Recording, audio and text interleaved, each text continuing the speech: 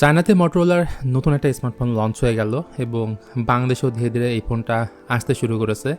আর ফোনটা হচ্ছে মোটো X70 Air। Chinese ভেরিয়েন্টটা পাওয়া যাচ্ছে ৪৯,৯৯৯ টাকায়।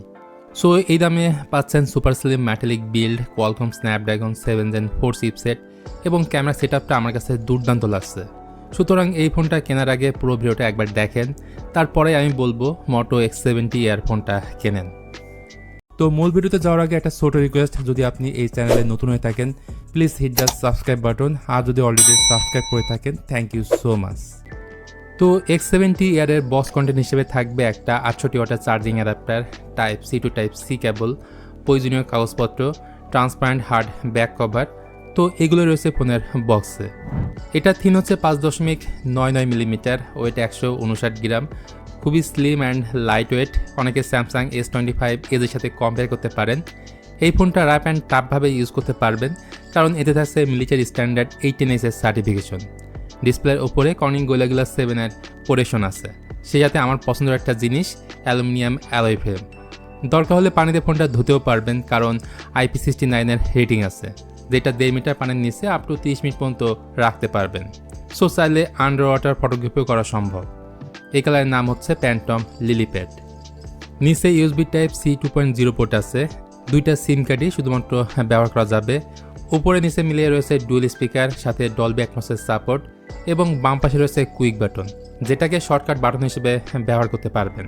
তাছাড়া এই ফোনটার হ্যাপটিক মোটরটা প্রপারভাবে কাজ করছিল। এক কথায় এই ফোনটার ডিজাইন হ্যান্ড আউটলুক নিয়ে কোনো ধরনের কথা হবে না। এই ফোনের সামনে রয়েছে 6.7 ইঞ্চির একটা 1.5K রেজলিউশনের পিওলেড ডিসপ্লে, যেটা অ্যামোলেড অ্যান্ড LTPO থেকে ব্যাটারির বার্ন কম করে। ফুললি ফ্ল্যাট একটা ডিসপ্লে, 4500 নিটস হচ্ছে ব্রাইটনেস, পিক্সেল ডেন্সিটি 446 ppi।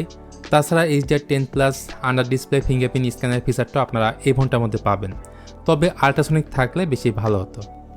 পরিচ হিসেবে এই ফোনটার মধ্যে রয়েছে কলকমের লেটেস্ট স্ন্যাপড্রাগন 7 Gen 4 Adreno 722 হলো GPU, ক্লক স্পিড হচ্ছে 2.8 GHz এবং এটা 4 ন্যানোমিটার থ্রেডের উপর বিল্ড করা। আপাতত 12256GB একটা ভেরিয়েন্টে বাংলাদেশে পাওয়া যাচ্ছে। এতে র্যামের টাইপ থাকছে LPDDR5X এবং স্টোরেজ টাইপ UFS 3.1। আন্তর্জাতিকে 14 লাখের মতো স্কোর পাওয়া গেছে। অ্যাট দ্য সেম টাইম মটোরোলার এই ফোনে আউট অফ দ্য বক্স থাকছে MyUI 8.0 বেসড অন Android 16। 4 বছরের মেজর অ্যান্ড্রয়েড আপডেট দিবে এমনটাই ক্লেম করছে মটোরোলা। গেমিংয়ের কথা আসলে আমি বলবো এই ফোনটা আপনার জন্য না কেনাই ভালো। মোস্ট পাওয়ারফুল গেমগুলো খেলতে গেলে মাঝে মধ্যে ল্যাগ বা হ্যাংয়ের দেখা পাবেন। এখন আসে এই ফোনটার ক্যামেরাতে।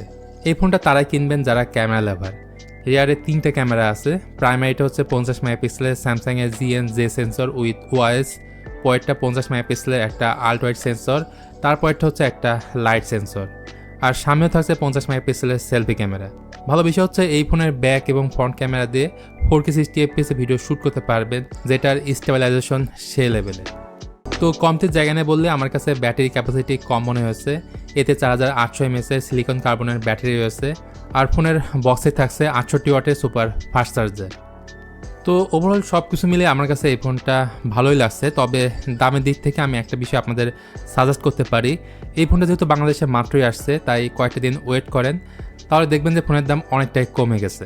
তখন ফোনটা কিনলে কিন্তু আপনার জন্য ভ্যালু ফর মানি হবে।